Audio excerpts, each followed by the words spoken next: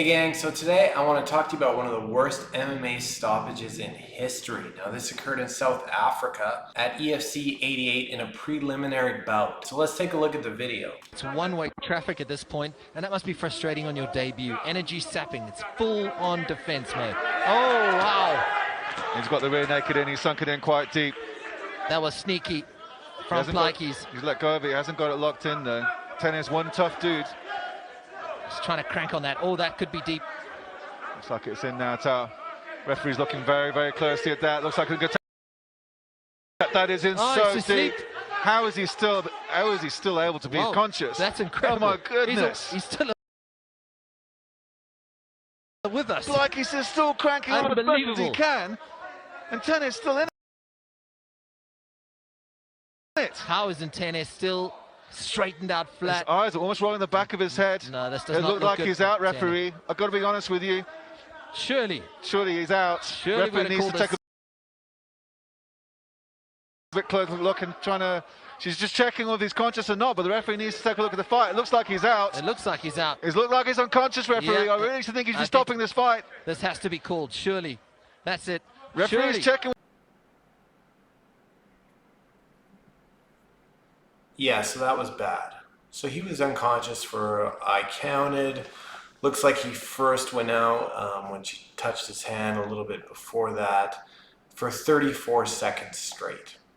34 seconds straight, half a minute of a 5-minute round. Now that's a very long time. At some moments in the fight, you can see he moves a bit.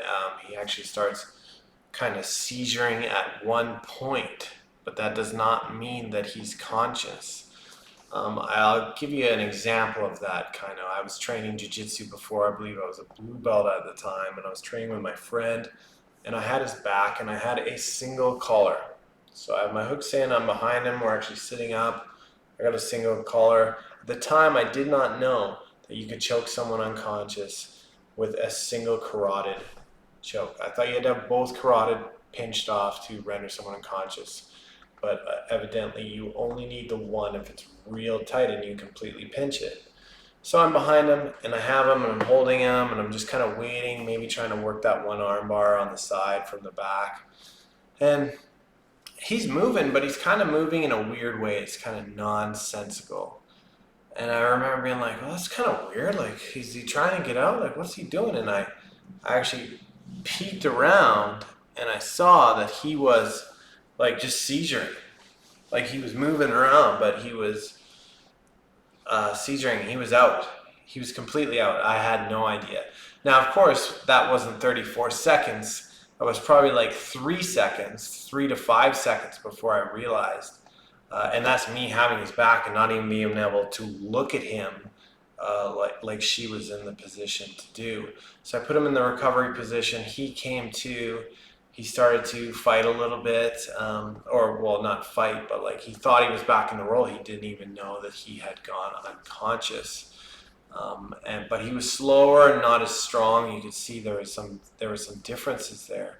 And I think that's why, again, a perfect example of why you should have fighter-trained referees, people that have competed in jiu-jitsu, people that have competed in striking or MMA or boxing, that have a bit of grappling and a bit of striking experience, so that they know when a fighter is in danger, because that right there is dangerous. That was far too long, and you can crush if you're choking this area so hard, especially when a fighter's unconscious, all the muscles that protect your throat are going to relax, and that pressure you're going to be putting, if it crushes your windpipe, now you're in some serious medical danger.